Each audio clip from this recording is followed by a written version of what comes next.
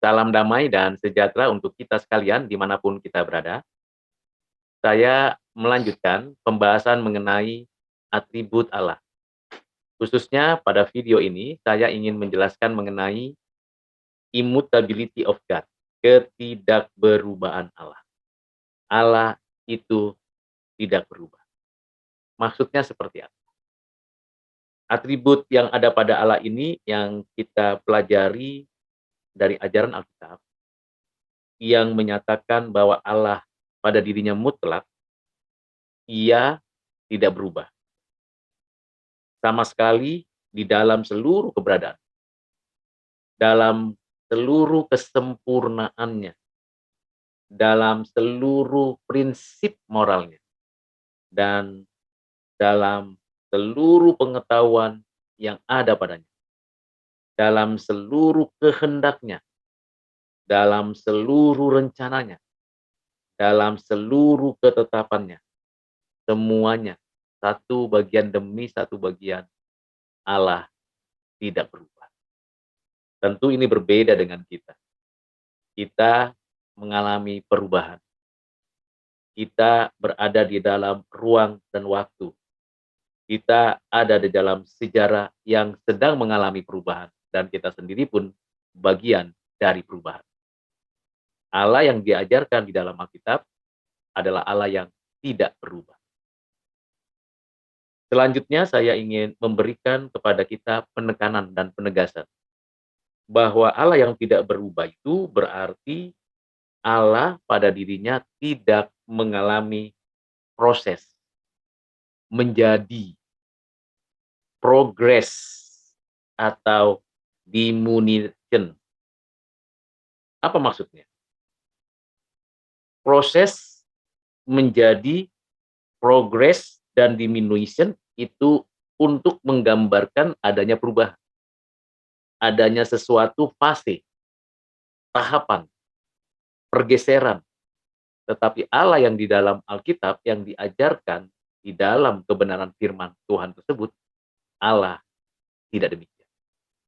Kalau kita, ya, manusia benar mengalami sebuah proses, progres, menjadi sesuatu menurut apa yang dirancang oleh Tuhan, atau inherent pada diri sendiri. Tentu kita bisa membaca dan mempelajarinya dari kitab Keluaran pasal 3 ayat 14, yang menyatakan siapakah Allah, Allah yang berjanji, Yahweh, aku adalah aku sebagaimana aku adanya.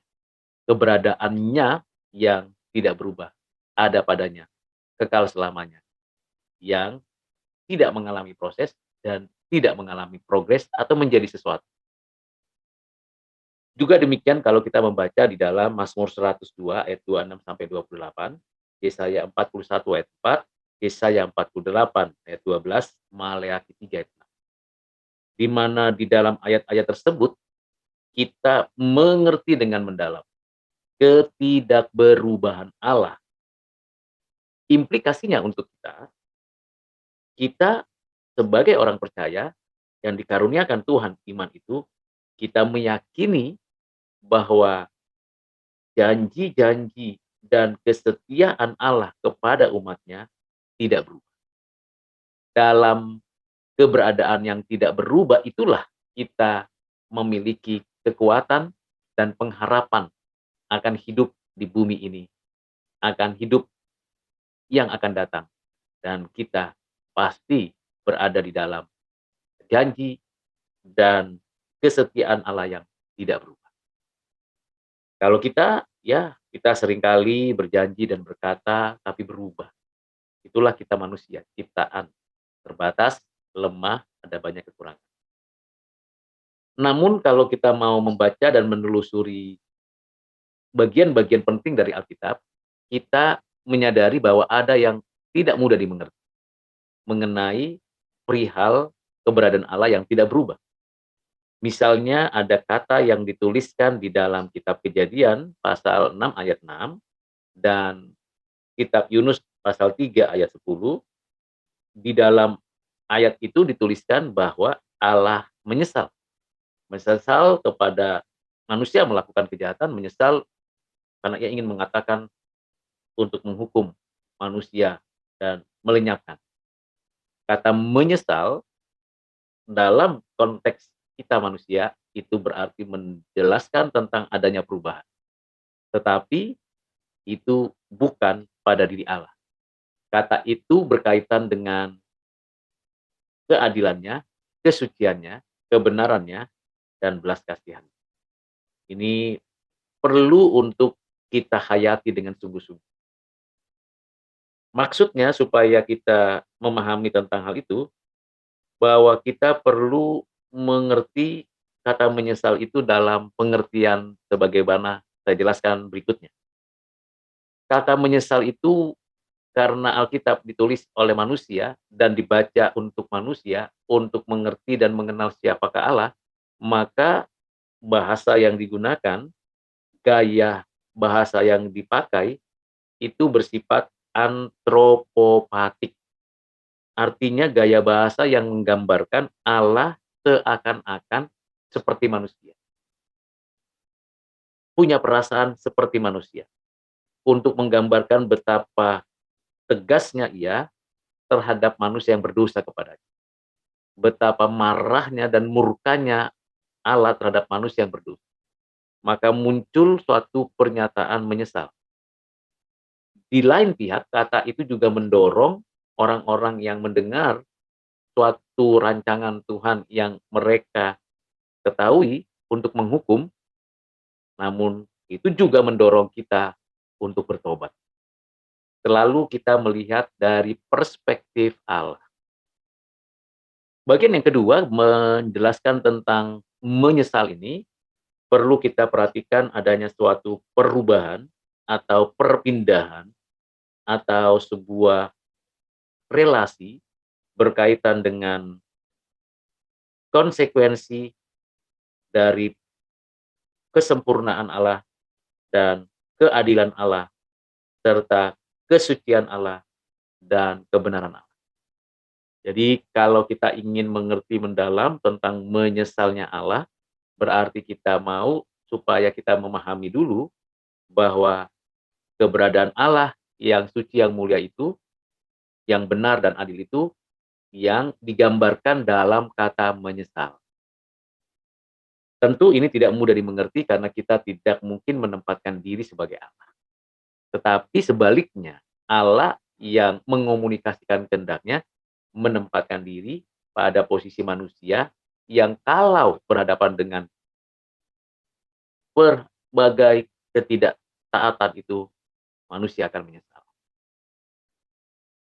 Bagian yang ketiga tentunya yang harus kita pahami dengan kata menyesal, bahwa memang ia pada dirinya sebagai pribadi yang absolut memiliki perasaan menyesal itu di dalam penyesalan yang bersifat kekal pada dirinya. Karena berkaitan tadi dengan kesuciannya, keadilannya, kebenarannya, dan juga kekuatan. Dengan kata lain, bagian ketiga ini perlu dimaknai bahwa ia menyesal berkaitan dengan keberadaan dirinya yang personal, yang juga merasakan suatu kemarahan atas orang-orang yang berdosa. Kata itu dapat diterapkan di dalam keadaan kondisi seperti itu. Kasus lain kalau kita berkaitan dengan Allah yang tidak berubah, yang immutability, ini memberikan kepada kita bagaimana menjawab atau menjelaskan tentang inkarnasi anak Allah. Bukankah anak Allah adalah setara sehakikat dengan Bapa dan Roh Kudus yang pada dirinya ada naturnya dan atributnya yang menggambarkan juga pada dirinya anak Allah yang tidak berubah, yang tidak ada pengalaman atau mengalami proses, pengembangan atau pergeseran atau perpindahan. Tidak ada. Karena ia adalah yang setara, anak Allah ini. Lalu bagaimana kita menjelaskan tentang keberadaan inkarnasi? Tentunya perlu kita memahami keilahian, keanakannya, tidak mengalami perubahan. Di pihak lain, inkarnasi itu adalah karya yang dinyatakan Allah untuk menebus umatnya berdasarkan pada ketetapan yang tidak berubah, bahwa di dalam dan melalui Kristus, anak Allah yang inkarnasi, umatnya ditebus. Dan kalau kita memperhatikan bagian ini, maka kita menyadari betul bagaimana Roh Kudus yang berkarya memberikan suatu penyataan bahwa anak yang dikandung dari Roh Kudus ada pada rahim Maria.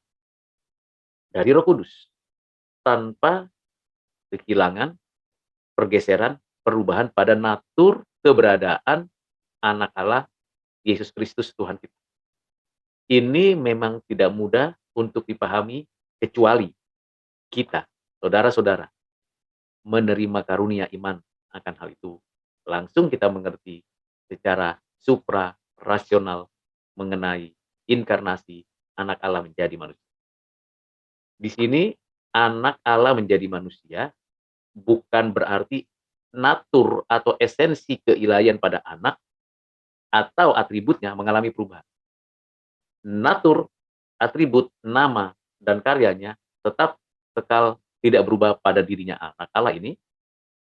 Dalam konteks inkarnasi, Roh Kudus menciptakan tubuh atau membuat tubuh kepada pribadi dari anak Allah ini.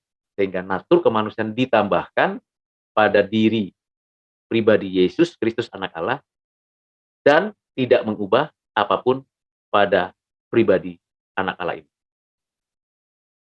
Tentu ini tidak mudah karena apa yang dimaksudkan dengan immutability dan immobility adalah Allah yang tidak berubah, bukannya berarti Allah itu tidak bertindak. Sekali lagi, dinamika pada diri Allah yang kekal itu berbeda dengan pemikiran kita mengenai dinamika yang mengarah kepada sebuah perubahan entitas atau eksistensi. Anak Allah pada dirinya yang ilahi tidak akan berubah menjadi atau progres atau pergeseran. Tetapi pada pribadinya ditambahkan natur kemanusiaan yang tidak bercampur dengan natur keilahian, tetapi berkomunikasi, tidak terpisahkan dalam satu kesatuan pada pribadi anak Allah yang tunggal. Kita dapat memahami tersebut kalau kita diberikan iman dari Allah, diberikan pengertian dari Allah. Bahkan kalau kita ingin memahami tentang Allah bertindak dalam sejarah manusia, ketika manusia merespon apa yang dikehendakinya, manusia menerima tindakan Allah, dan respon manusia serta tindakan Allah itu menggambarkan Allah yang berdaulat mutlak dan tidak mengalami perubahan. Ini bagian penting untuk kita pahami. Jadi Allah bertindak bukan berdasarkan respon manusia saja, tetapi memang dia bertindak pada dirinya yang tidak berubah. Karena itu, saudara-saudara, bagian ini sangat penting untuk dihayati. Ketika kita menjelaskan kaitannya dengan Allah yang selalu bertindak, dan tindakannya itu berdasarkan pada kehendaknya, prinsip moralnya, rencananya, dan ketetapannya, maka mutlak tindakannya itu tidak menunjukkan bahwa ia telah mengalami perubahan. Saya berdosa, saya memohon ampun kepada Tuhan.